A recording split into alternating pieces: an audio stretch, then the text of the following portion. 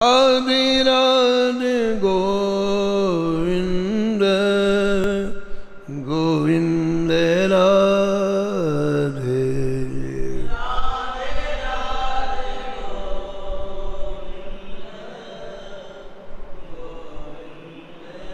श्री जानकी वल्लभ लाल की, श्री मंगल मूर्ति हनुमान जी महाराज की, सपरिकर श्री भक्तमाल जी की, श्री स्वामी अग्रदास जी महाराज की, श्री नाभाजी महाराज की, श्री प्रियादास जी महाराज की, श्री वृंदावन धाम की, सब संत भगवान की, श्री बांके बिहारी लाल की, श्री राधा वल्लभ लाल की, श्री गिरिराज जी महाराज की, श्री यमुने महारानी की, श्री महाराज जी की जय जय श्री राम।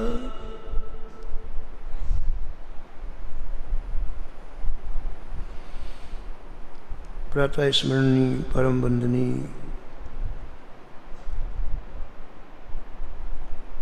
श्री नाभाजी महाराज परम पावन ग्रंथ श्री भक्तमाल में भक्तों के दिव्य चरित्रों का वर्णन किया है। हरिवल्लभ सब प्रार्थों जिन चरण रेणु आसाधरी, कमला गरुड़ सुनंद आदि षोडश प्रभु पदरति, हनुमंत जामवंत सुग्रीव विभीषण सबरी खगपति, ध्रुव उद्धव अम्बरीश विदुर अक्रूर सुदामा, चंद्रहासु चित्रकेतु ग्राह्य गज पांडव नाम, कौसारो कुंती बधू पट ऐचित लज्जाहरी, हरिवल्लभ सब प्रार्थों जिन चरण रेणु आसादरी। श्री नाभा गोस्वामी जी इस छप्पे में श्री ठाकुर जी के प्रेमियों का स्मरण किया है और निष्कर्ष के रूप में प्रार्थना करते हैं कि जैसी आपकी प्रीति श्री ठाकुर जी के चरणों में है, ठाकुर जी के आप परम प्यारे हैं, ऐसा ही अनुग्रह हमारे ऊपर आप करें। हमारी चित्त की समस्त वृत्तियाँ प्रिया प्रीतम युगल सरकार राधा माधव के चरणों में लग जाए। इन परम भक्तों का हृदय इतना कोमल है, इतना रसमय है, जहाँ नित्य नवीन भाव पुष्प खिलते हैं।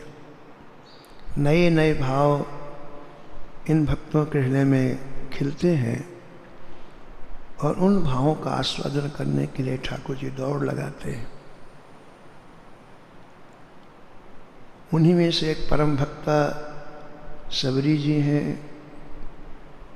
जिनके हृदय के भावों का आस्वादन करने के लिए अयोध्यापति भगवान श्री राम दौड़ते हुए आए हैं। सबरी के पास बैठे हैं ठाकुर जी। ठाकुर जी को बहुत सुख मिल रहा है। सबरी के हृदय के इन दिव्य गुणों का वर्णन ठाकुर जी कर रहे हैं, जो आप पिछले क्रमों में श्रवण कर रहे हैं। पहली भक्ति बतलाई संतों का संग जो सबरी में है। दूसरी भक्ति बतलाई श्री कथा में प्रीति, कथा में लगाव, कथा में रति जो सबरी में है। तीसरी भक्ति बताई श्री गुरुदेव के चरणों की सेवा जो सबरी में है। मतंग ऋषि की सेवा किया। और चौथी भक्ति है कि व्यर्थ समय नष्ट न करे, एक एक क्षण में मेरा स्मरण करे, मेरी लीलाओं का गान करे, मेरी लीलाओं का स्मरण करे। पर चर्चा, पर निंदा पूरी तरह से जीवन से निकाल दे। ये हमारे अमूल्य समय को नष्ट कर देते हैं, हमारे अंदर विक्षेप पैदा करते हैं, दूसरों को बुलाते हैं। हम अब ठाकुर जी के हो गए हैं, हम इस हृदय में अब किसी को स्थान नहीं देंगे, केवल श्री ठाकुर जी को स्थान मिलेगा। इसलिए गुरुदेव की सेवा करने से, उनके श्रीमुख से हमने जो सुना उसका स्फुरण होगा हमारे अंतःकरण में, और हम उसको गाएंगे, श्रवण करेंगे। यही चौथी भक्ति है। और इसके बाद पांचवी भक्ति का निरूपण भगवान श्री राम सबरी के सामने करते हैं कि कोई चीज़ ठहर सके उसके लिए आधार चाहिए। बिना आधार के कोई वस्तु ठहरती नहीं है। ये पृथ्वी ठहरी, इसके लिए आधार, शेषनाग जी का फण आधार है। ये पृथ्वी तो रसातल में चली जाए, ऐसे हमें भी आधार चाहिए। ये सभी भक्तियाँ जहाँ जहाँ प्रस्फुटित हों, पनपें, ऐसा हमें सुंदर आधार चाहिए। तो आधार क्या है? गुरुमुख से निकला हुआ मंत्र, यही आधार है। ये वेश है। अगर ये नहीं होगा तो बाकी चीज़ें नहीं होंगी। गुरुमुख से जो भी निकला है वो मंत्र है। नाम में और मंत्र में कोई फर्क नहीं है। पुराणों में लिखा है कि जो नाम है वही मंत्र है, जो मंत्र है वही नाम है। गुरुमुख से जो शब्द निकल गया वो मंत्र है। और आगे कहते हैं कि हे सबरी, उसमें विश्वास नहीं, दृढ़ विश्वास होना चाहिए। उस नाम में दृढ़ विश्वास, ऐसा होगा ही, ऐसा दृढ़ विश्वास होए। केवल जीवा से नाम जपना है इतना ही नहीं, इसके आगे की बात है विश्वास पूर्वक नाम जपें। गुरुदेव प्रदत्त इस मंत्र में सारी शक्तियां समाहित हैं। ऐसा कुछ भी नहीं है जो इस मंत्र में ना हो। सब कुछ प्राप्त कराने की क्षमता इसमें है। ये पांचवी भक्ति है। मंत्र जाप मम दृढ़ विश्वास,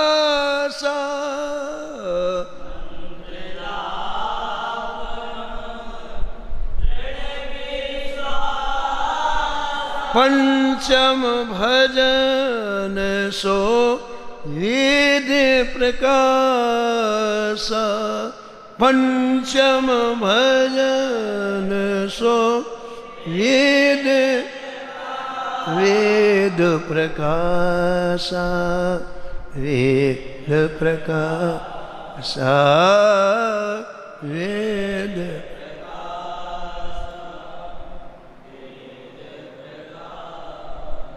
मंत्र में दृढ़ता चाहिए। सबरी ने दृढ़ता पूर्वक मंत्र जपा। 10,000 वर्ष हो गए, लेकिन सबरी की जीवा ने कभी विश्राम नहीं पाया। अहर्निश जीवा में मंत्र चलता ही रहा। आदि कवि वाल्मीकि जी को श्री नारद जी ने कहा कि तुम यहीं बैठ करके जब तक मैं वापस ना जाऊं इस मंत्र का जप करो।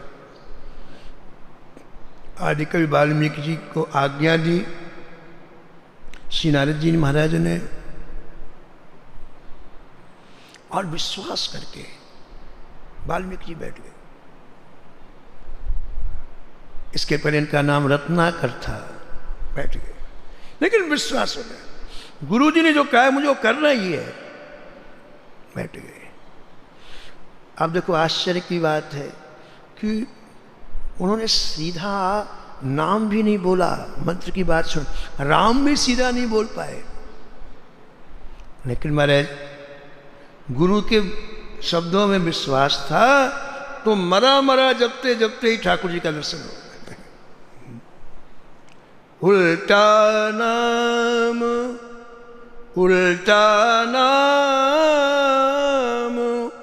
जपत जग जाना,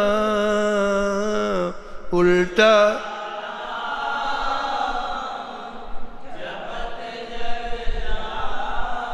वाल्मीकि भय ब्रह्म समाना, वाल्मीकि भय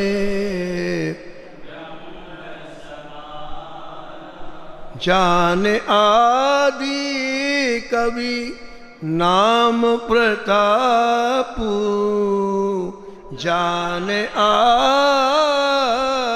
कवि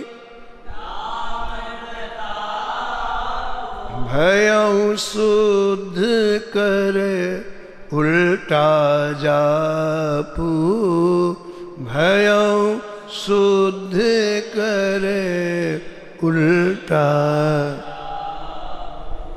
ध्यान देने की बात है कि गुरु जी के मुख से राम निकला, राम कहते नहीं बना, तो नारद जी ने कहा तुम मरा मरा ही जपते, जब नहीं बनता मरा मरा जपो, और मरा ही मंत्र हो गया उनका। लेकिन इतनी दृढ़ता थी, निश्चय था, तुम्हारे साक्षात ब्रह्म के समान हो गए। जब तक नारद जी वापस लौट के नहीं, कल्पों व्यतीत हो गए और वापस आए तो महाराज सारी शरीर को दीमकों ने सेट कर दिया था, दीमकों ने ढेर लगा दिया था, और मिट्टी को हटा करके नारद जी ने निकाला इनको दृढ़ता पूर्वक नाम।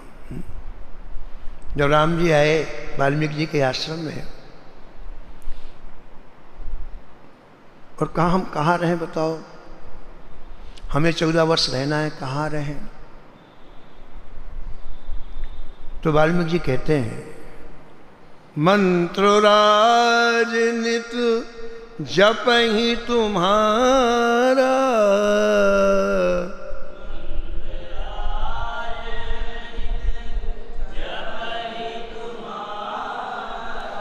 पूज ही तुम ही सहित परिवार, पूज ही तुम ही सहित परिवार, मंत्र राज नित जप ही तुम्हारा, मंत्र राज।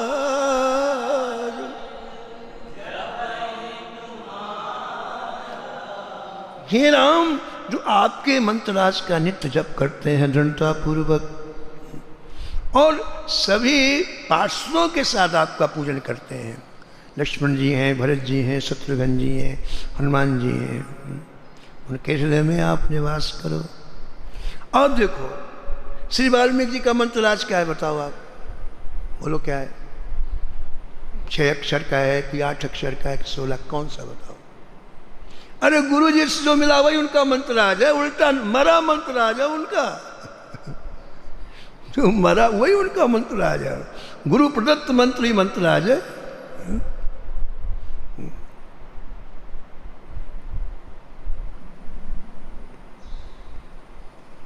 तो प्रभु श्री राम कहते हैं कि सबरी, जो गुरुदेव के द्वारा मंत्र प्राप्त हो उसमें विश्वास पूर्वक, दृढ़ता पूर्वक, चित्त की वृत्तियां फिर चंचल ना हो, पूरा समाहित हो जाए, पूरा विश्वास हो, इससे हमें सब कुछ प्राप्त हो जाएगा। मंत्र महानिधि, ये हमारे लिए निधि नहीं है, महानिधि है। वही हमारे लिए पूजा है, वही हमारे लिए सेवा है। सेवा, पूजा, जप, तप, तीर्थ, नाम, नाम बिन और न दूजा। जो नाम मिला है, जो मंत्र मिला है, वही हमारा जप है, वही हमारा तप है, वही हमारा विधि विधान है। मंत्र महानिधि, ये हमारे लिए महानिधि है। तो ऐसी दृढ़ता पूर्वक चित्त की वृत्तियों को एकाग्र करके जो मंत्र का जाप करता है, भगवान कहते हैं वो मेरी 5वीं भक्ति है।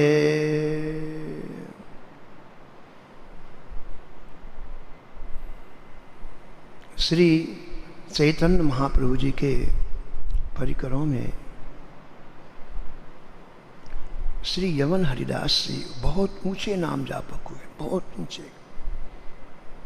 जितना परिकर था उन्हीं परिकरों में श्री यमन हरिदास जी ने ऐसे विश्वास पूर्वक, दृढ़ता पूर्वक नाम पकड़ा कि जीवन की अंतिम श्वास तक नाम नहीं छोड़ा। उन्होंने और कुछ किया ही नहीं, नाम के सिवा जीवन में कुछ नहीं किया आपने।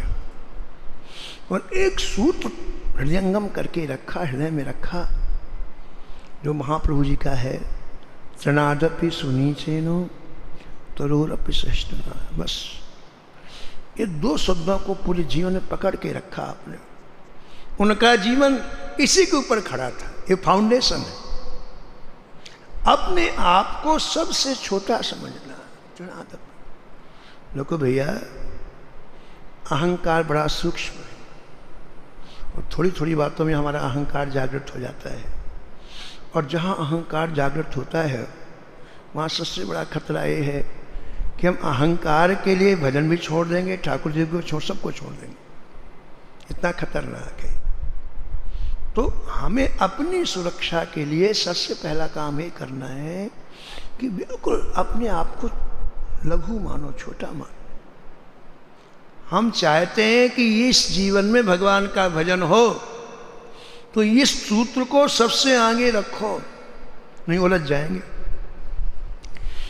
इस कलयुग में उलझाने वाले बहुत हैं, तैयार हैं झगड़ा करने के लिए। आप गेट के बाहर से निकलो, किससे किससे माथा फोड़ोगे बताओ आप? ये अमूल्य समय में व्यर्थ नष्ट हो जाएगा। झगड़ा क्यों होता है? जब हमारे अहंग को चोट लगती है तब तो झगड़ा होता है ना। अपने को बिल्कुल कहते तिनके के ऊपर सारी दुनिया पैर रखती है। तृणादपि का मतलब क्या हुआ? तिनका पड़ा है सड़क में, सारी दुनिया पैर रखती है, तिनका कुछ नहीं बोलता है। कहते तृणादपि, उससे भी छोटा। तिनके से छोटा क्या होता है? पूज्य महाराज जी कहते थे, सुमित्रा दास जी महाराज, कि तिनके से छोटा क्या होता है? तिनका तो ठीक है कि तिनका ऊपर पैर रखा, तिनका कुछ नहीं बोलता, लेकिन तिनके से छोटा क्या होता है? तृणादपि, तिनके से छोटा क्या होता है? तो महाराज जी कहते थे कि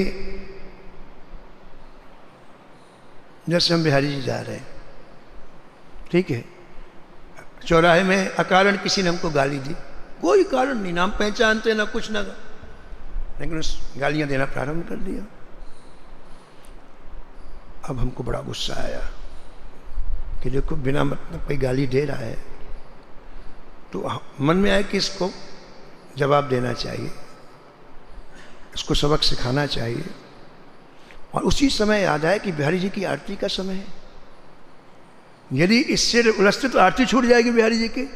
चौराहे में खड़े, विद्यापीठ चौराहे में खड़े हैं, जिसने हमें गाली दी, यदि हम उससे उलझेंगे तो हमारी बिहारी जी की आरती छूट जाएगी। तो मन में आया चलो चलो चलो पहले बिहारी जी की आरती करें, फिर देखेंगे, कहीं ना कहीं तो मिलेगा ही। तो हम विद्यापीठ से सीधे बिहारी जी चले गए, बिहारी जी की आरती की। आरती करने के बाद वो कहीं चला गया, तो मेरे मन में आया, उससे कुछ नहीं बोले, किसने हमको ऐसी गाली दी, इसका अनिष्ट हो जाए, इसका ये हो जाए, इसका मन में उसको कुछ किया नहीं, इसका अनिष्ट हो जाए, इसके घर में आग लग जाए, इसका ऐसा, ये मन में आया। तो बाजी कहते थे ये तिनके के समान हुआ। उसने आपका अपकार किया, आपने उसके साथ व्यवहारिक रूप से कुछ नहीं किया, लेकिन मन में कहीं ना कहीं प्रतिशोध की भावना, ये तिनके के समान हुआ। जैसे घास लगी है, हम चलते हैं तो पैर रखती घास दब जाती है, और जैसे पैर उठा फिर घास खड़ी हो जाती तिनका है ना। आप लान में चले तो रखेंगे पैर तो घास दब जाएगी, और जैसे आगे जाएंगे फिर घास खड़ी हो जाएगी। तो ये हुआ तिनके के समान। और तिनके से भी छोटा क्या है बताओ? किसी ने कितना अपकार किया, कितनी गालियां दी अकारण, लेकिन हमारे मन में उसके प्रति कोई भावना ही नहीं उठी, भावना ही नहीं उठी। संसार में जहां कुछ जो कुछ हो रहा भैया, ये हमारे ही कर्मों का फल है।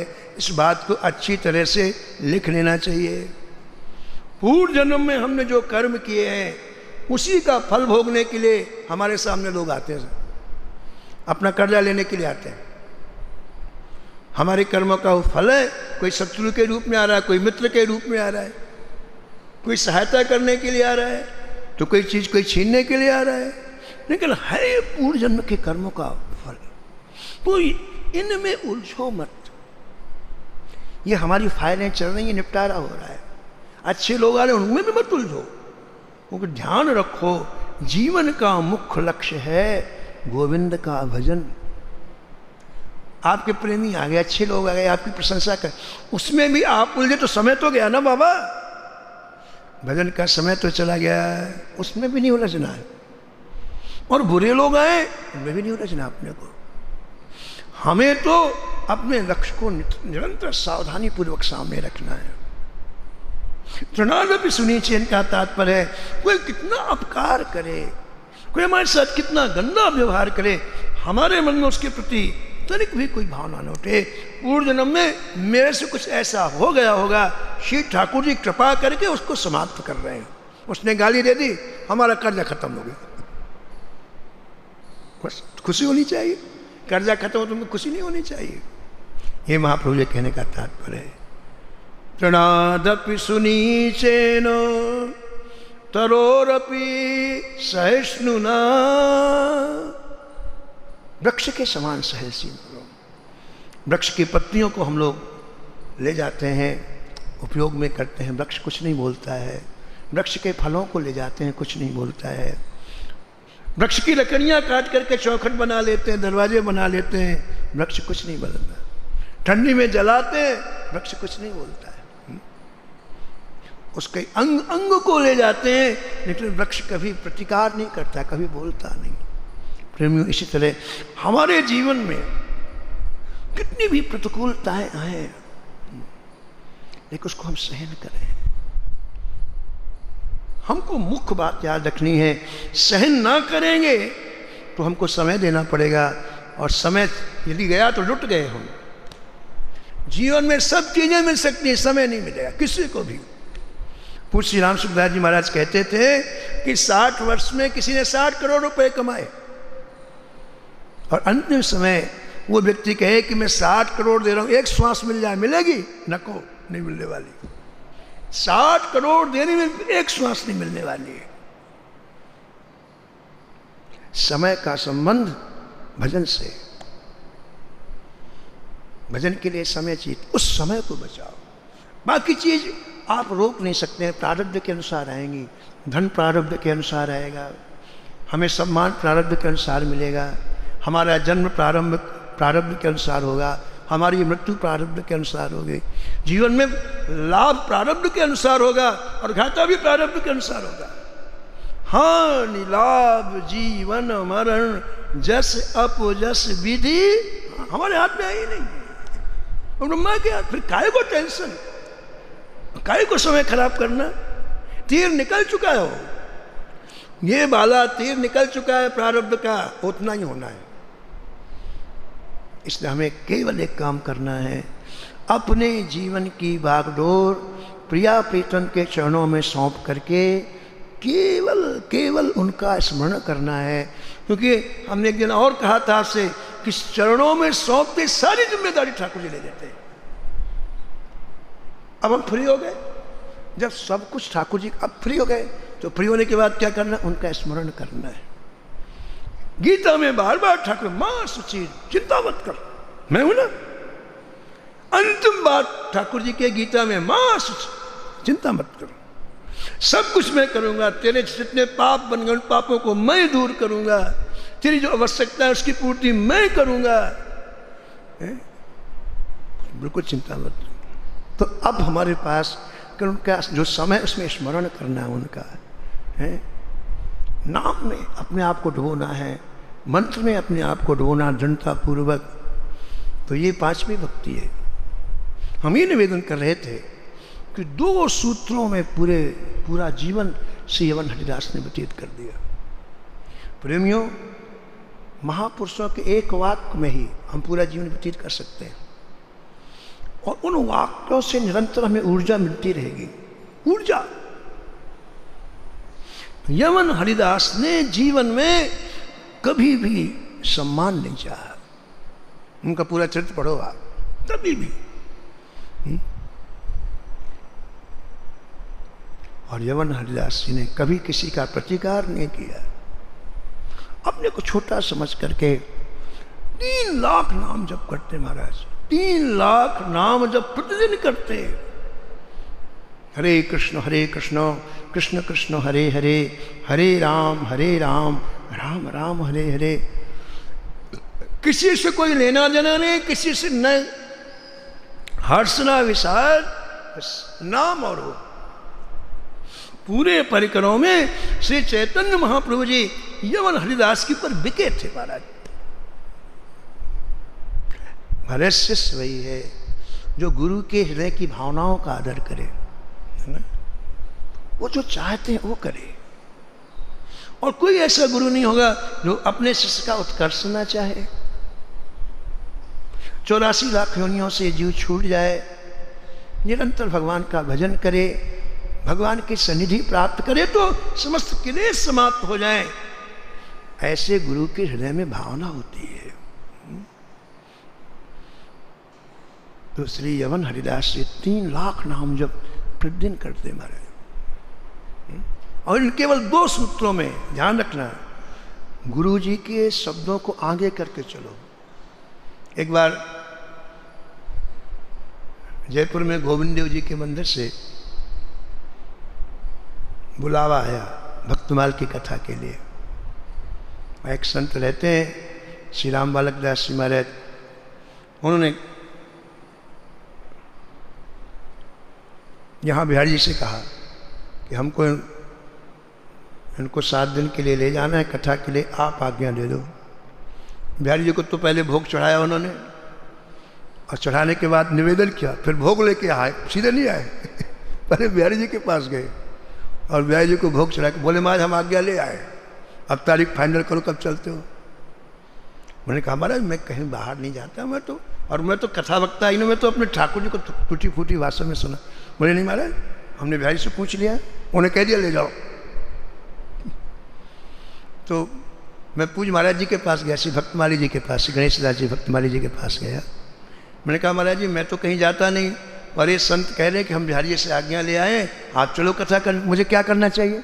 मैंने पूछा तो पूज्य श्री गणेश दास जी महाराज जी ने जो कहा वो सुनो आप। बोले भैया भक्तमाल को आगे करके कहीं भी जाओ खतरा नहीं है, आगे भक्तमाल होनी चाहिए, स्वतंत्र नहीं जाना कहीं।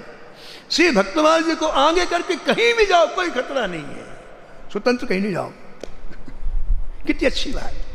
गुरु के वचनों को सामने रख करके हम अपने पूरे दिन को व्यतीत करें। 24 घंटे कोई वाक आत्मसात कर लें, वो हमें सर्च लाइट का काम करेगा, प्रकाश देगा।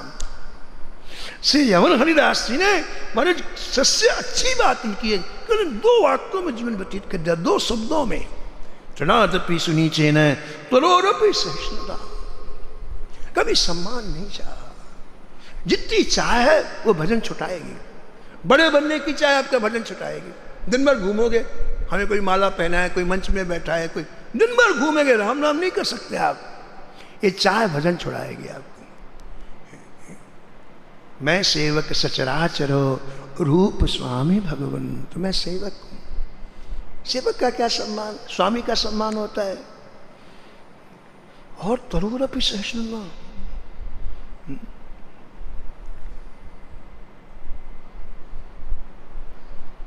महाप्रभु जी नवद्वीप छोड़ करके जब पुरी गए, संन्यास ले लिया, तो नवद्वीप के संपूर्ण लोग मिलने के लिए गए पुरी। यमन हरिदास जी भी गए। तो जैसे प्रवेश किया पुरी में, तो मंदिर से करीब 10-12 किलोमीटर दूरी एक छोटा सा बगीचा था। यमन हरिदास एक वृक्ष के नीचे बैठ करके अपना नाम लेने लग गए। महाप्रभु से मिलने नहीं गए, बाकी सब लोग गए, सब गए। अब देखो आप, अंदर की बात देखो आप, सब गए, प्रणाम किया, अपना परिचय, महाप्रभु सबको देख रहे हैं, आशीर्वाद सबको दे रहे हैं, सबसे बात कर रहे हैं, ठीक है। लेकिन उनकी आंखें किसी को खोज रही। पूरे लोगों में कभी ऊपर देखते हैं, नीचे देखते हैं, बाएं देखते हैं, दाएं, किसी को खोज रही है। सबको आश्चर्य कि हम सामने बैठे, हमसे आंख नहीं मिला रहे, किसको खोज रहे हैं? तो एक परिकर ने कहा कि जय जय, क्या किसी का स्मरण किया जाए? बोले हाँ, हमें यहाँ हमारा हरिदास नहीं दिखाई पड़ रहा है। हमारा हरिदास, जितने लोग आए उनसे एक शिष्टाचार, लेकिन याद जो हमारे अंदर के भावों के अनुसार चलता है, याद उसकी आती है। हमारा हरिदास नहीं दिखाई पड़ रहा है। लोगों ने कहा कि जय जय, हमने बहुत प्रार्थना की कि आप चलो, लेकिन हरिदास जी नहीं आए। क्यों नहीं आए? उन्होंने कहा मैं जाने लायक नहीं हूं। श्री जगन्नाथ भगवान का ये जो दिव्य मंदिर है, श्री जगन्नाथ महाप्रभु जी विराजे हैं, इन गलियों में उनका महाप्रसाद जाता है, भोग जाता है, वस्त्र जाते हैं। मुझ नीच की छाया पड़ जाएगी तो रास्ता अपवित्र हो जाएगा। इसलिए मैं यहीं से ध्वजा का दर्शन कर लूंगा, लेकिन मैं जाने लायक नहीं हूं। आप कल्पना करो, एक बार जिसके मुख से नाम निकल जाए वो करोड़ों प्रयाग का फल उसे मिल जाता है। एक बार राम कहे कोटिन प्रयाग है। करोड़ करोड़ प्रयाग के स्नान करने का फल एक बार नाम से मिल जाता है, और वो नाम जो सतत लेता है वो अपवित्र है। लेकिन भजन कराता है, दैन्यता भजन कराता है। ध्यान रखो आप, मैं जाने लायक नहीं। महाप्रभु जी ने कहा जाओ मेरे हरिदास को उठा के ले आओ। 8-10 लोग गए और पूछा नहीं, जहां उठा के, जैसे किसी को यूं लाते हैं डोली पकड़ के, उठा के सर में रख के ले आए, महाप्रभु जी सामने रख दिया।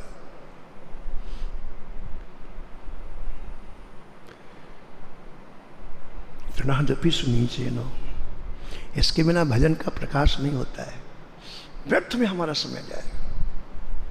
चतुर वो है जो इस कलयुग में रहते हुए सबके बीच में अपने समय निकाल के अपना लक्ष्य पूरा कर ले। पूज पंडित जी की सेवा में एक मिथिला वाले संत रहते थे। उनका शरीर मिथिला का था, तो उनको परम वैराग्य हो गया। वो बहुत बड़े वकील थे, लेकिन हुआ क्या, देखो ठाकुर जी की कैसी विचित्र घटना, कैसा खेल चलता प्रारंभ का, कि वो कोर्ट गए थे और महाराज जी एकाएक उनका मकान गिरा, धराशायी हुआ, और उस धराशायी होने से पत्नी मर गई, बच्चे मर गए, सब मर गए। प्रारब्ध का खेल देखो आप। वो कोर्ट में थे, मकान एकाएक हिला और गिरा, उसके नीचे दब के पत्नी मर गई, बच्चे सब मर गए। लौट के आए तो परम वैराग्य, अरे जिनके लिए मैं कमा रहा था वो सब के सब चले गए। बस ये नाशवान संसार है, अब एक क्षण भी बिना भजन के मैं व्यतीत नहीं करूंगा। वो चले महाराज, बिल्कुल जैसे थे वैसे चल पड़े, कुछ नहीं किया, जैसे थे वैसे चल पड़े। ब्रज आए, ब्रज में गिरिराज जी गए। अब उन्हें इच्छा हुई कोई ऐसा संत मिले जिसके चरणों में, उनके निर्देशन में मैं भजन करूं। तो गिरिराज जी के आसपास पूछने लग गए, भाई कोई डूबे हुए संत हैं, कोई सिद्ध संत हैं? तो जैसा आप जानते हैं कि संप्रदायों में व्यक्ति अपने संप्रदाय का नाम लेके कहता है हमारे संप्रदाय में सबसे बड़े, ये एक सहज बात है, इसमें कोई ऐसी नहीं बात। तो होते भी हैं, नहीं भी होते हैं, कई लोग तो जबरदस्ती कहते हैं, कुछ लोग होते भी हैं। तो वो मिथिला वाले जो अभी आए हैं उनका अच्छा महाराज और भी कोई संत है क्या जो किसी संप्रदाय से ना संबंध हो, किन जिनका? तो बड़ी उपेक्षा से बोले हाँ, इस सामने लक्ष्मी नारायण के मंदिर में एक संत रहते, उपेक्षा से लोग उनको पंडित जी कहते हैं। एक यहाँ उपेक्षा से, उनका नाम तो बड़े आदर से लिया अपने अपने संप्रदाय वालों को, लेकिन पंडित जी का हाँ हाँ, एक साधारण से ऐसे रहते हैं एक महात्मा, लोग उनको। अभी ठाकुर जी की ऐसी कृपा थी कि उनके मन में आया कि पहले उन्हीं का दर्शन कर लूँ फिर चलूँगा। तो सीधे उनके पास गए और उनका दर्शन करते ही लुट गए, पूरा जीवन समर्पित कर दिया महाराज। और उन्हीं के चरणों में बैठ करके भजन किया। और सुनो, और अंतिम श्वास उन्हीं के सामने छोड़ी। पूरे जीवन पंडित जी की कितना सौभाग्य देखो। और अंतिम समय उनका दर्शन करते सांस छोड़ी। तो एक बात जो कहनी थी, चरित्र तो बहुत बड़े बड़े हैं, एक बात स्मरण आ जाता है इसलिए मैं सुना देता हूँ कि जब वो जा रहे थे, विदा हो रहे थे, तो पंडित जी उनके सिर पर हाथ घुमा रहे थे और हाथ घुमाते हुए कहा, जो करना था आपने कर लिया, अब प्रेम से जाओ। जो करना यही करना था यहाँ के बाबा, ये भजन ही साथ देता है, वहां कुछ नहीं देता। लेकिन कैसी विडंबना, वो भजन ही नहीं करते हो। जीवन का कटु सत्य हम स्वीकार करने को तैयार नहीं है। भजन ही साथ देता है लेकिन कोई रुचि नहीं भजन में। पंडित जी ने हाथ घुमाते हुए कहा, आपको जो करना था सब कर चुके, प्रेम से जाओ। मौका बार बार नहीं मिलता है। इसलिए प्रेमियों, यदि हम उलझ गए कहीं, हम अभी बड़प्पन में उलझ गए, प्रतिष्ठा में उलझ गए, समय चला जाएगा। इसलिए भजन करने वालों के लिए ये सूत्र बहुत काम के हैं। तृणादपि सुनीचेनो तरोरपि सहिष्णुना। एक बात कह के हम विराम देंगे, ये दो बिंदु एकाएक आज आ जाए। तरोरपि सहिष्णुना, देखो आप सुनो, तरोरपि सहिष्णुना, कितना सहनशील भक्त होता है तो भजन होता है। श्री हरिदास जी भजन कर रहे थे, जंगल में बेनोपोल नाम का जंगल था, कुटिया बना के भजन कर, कुछ काम नहीं, केवल हरि नाम। महाराज 18 घंटे 20 घंटे लग जाते 3 लाख नाम जप में, कभी कभी 22 घंटे लग जाते। 2 घंटे में पूरी शरीर की प्रक्रिया पूरी करना। आप नाम जप कर रहे थे। व्यक्ति जो दर्शन करने जाते उन्हें सुकून मिलता। महाराज जो अणु परमाणु निकलते ना महापुरुषों के शरीर से, उससे मन को शांति मिलती। वो कुछ ना बोले, कुछ ना कहें, लेकिन उनके समीप में बैठने से जो अणु पर, उससे शांति मिलती। तो लोग कुटिया के बाहर बैठ जाते, वो कुटिया में भजन करते, लोग कुटिया के बाहर बैठ जाते। तो कुछ मुसलमानों को बड़ा बुरा लगा, बोले देखो तो सही, ये मुसलमान होते हुए भी हिंदुओं का काम करता है। उस समय जो काजी थे, जो कट्टर थे इस्लाम के, उन्होंने महाराज बादशाह से शिकायत कर दी, वो मुसलमान था ही, कि ये हमारे इस्लाम के लिए खतरा पैदा कर रहा है। हमारा मुस्लिम होते हुए हिंदुओं का पथ स्वीकार कर लिया इसने। इसलिए हजूर आलम इसको कड़ी से कड़ी सजा दी, और मुसलमान बदल जाएंगे। अब उनकी खोपड़ी तो ऐसी होती है महाराज, जो कुर्सी में होते हैं ना, पद में। अच्छा बुलाओ उसको, तो बुलाया गया।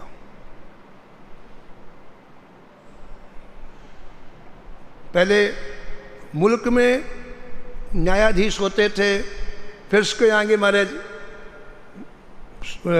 बादशाह के पास मुकदमा जाता था। तो सबसे पहले ये मुकदमा न्यायाधीश के पास गया, जो नियुक्त था वहाँ, मुसलमान ही न्यायाधीश नियुक्त था, उसके पास गया। तो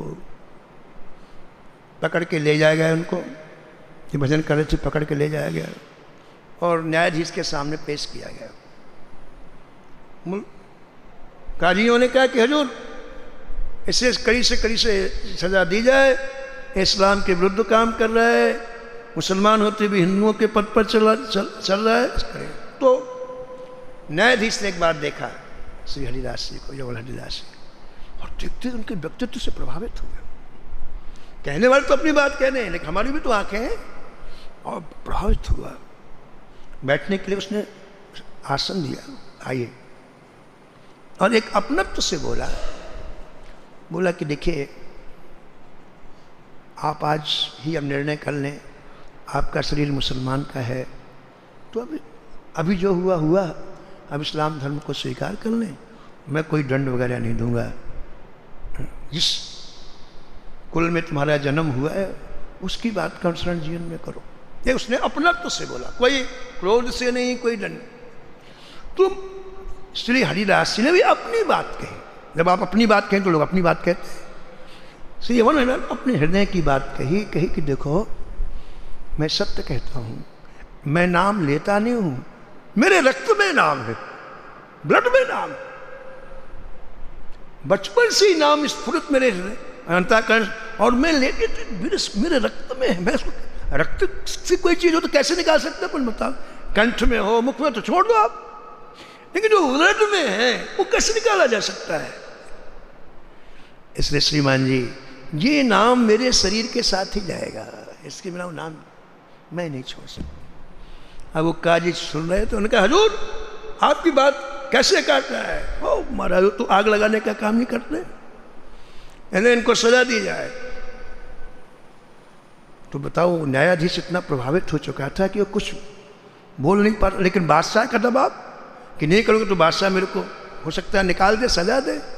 तो बिना मन का न्यायाधीश बोले, काजी अच्छा भाई आप ही लोग जो चाहो सजा दे दो, आप क्या सजा देना चाहते हो, आप निर्णय कर लो। अब वो तो चिड़े थे, बोले हजूर इसे 22 बाजारों में घुमाया जाए और 22 बाजार के हर चौराहे में इसे बेतों से मारा जाए और बेतों से मारते मारते इसका प्राणांत कर दिया जाए, यही सजा। बोले हाँ ठीक। जल्लाद बुलाए गए, बड़े बड़े जल्लाद बुलाए गए महाराज। 4 जल्लाद बड़े लंबे लंबे बेंत लेकर के आए और वो केवल कोपीन पहनते थे, हरिदास, पूरा शरीर खुला रहता था।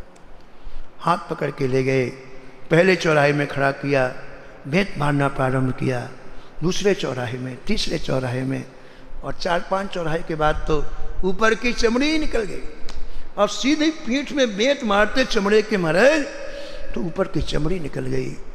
आगे चल के तो सारा शरीर लहू लुहान हो गया, रक्त की धारा चारों तरफ से बह रही है।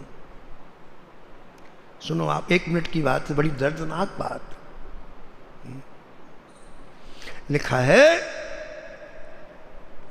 कि मारते मारते वो जल्लाद थक गए, आपस में बात करने लगे, अरे भैया ना जाने कितनों के प्राण हमने ले लिए, ये पता नहीं किस मिट्टी का बना हुआ है, हम इतने बेत में मर ही नहीं रहा। एक ने कहा सुनो थोड़ी देर से सुता लो, हाथ हमारे दुख गए हैं, फिर दोबारा मारते हैं, इसको कहीं जाना तो है नहीं, छोड़ो, चलो थोड़ा सा आराम कर ले। तो हरिदास जी को छोड़ दिया और सामने वृक्ष थे, वहाँ जाके आंख बंद कर थोड़ी देर आराम करने लगे। थोड़ा सा मौका मिला हरिदास जी को,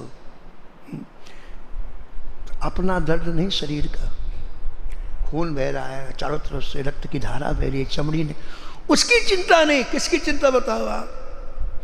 इन्होंने मेरे ऊपर जो बेतों का प्रहार किया है, निश्चित रूप से मृत्यु होने के बाद इन्हें भयंकर नरकी यातनाएं दी जाएंगी। साधु अवज्ञा तुरत भवानी, कर कल्याण अखिल के हानि। तो इनको नरक से कैसे बचाया जाए? किनके लिए? जो शरीर को लूलुआन कर, उनको नरक से कैसे, ये चिंता। लोग कहते हैं संत की नकल कर, तुम्हारे पिताजी नहीं कर सकते? कोई 2 रुपए का कपड़े पहले संत, एक उस हृदय को तो देखो, मृत्यु के कगार पर जिसने पहुंचा दिया है उसके कल्याण की चिंता है।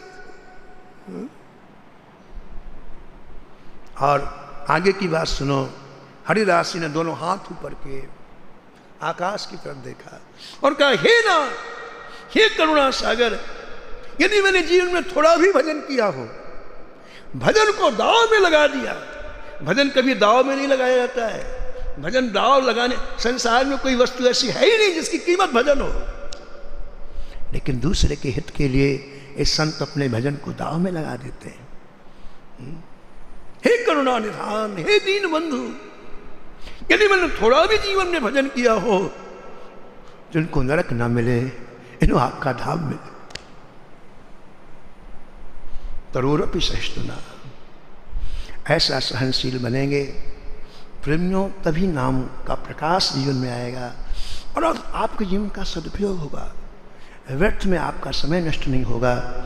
ऐसी दृढ़ता पूर्वक जो नाम जप करते हैं, भगवान श्री राम सबरी से कहते हैं कि वो मेरी 5वीं भक्ति कर रहा है।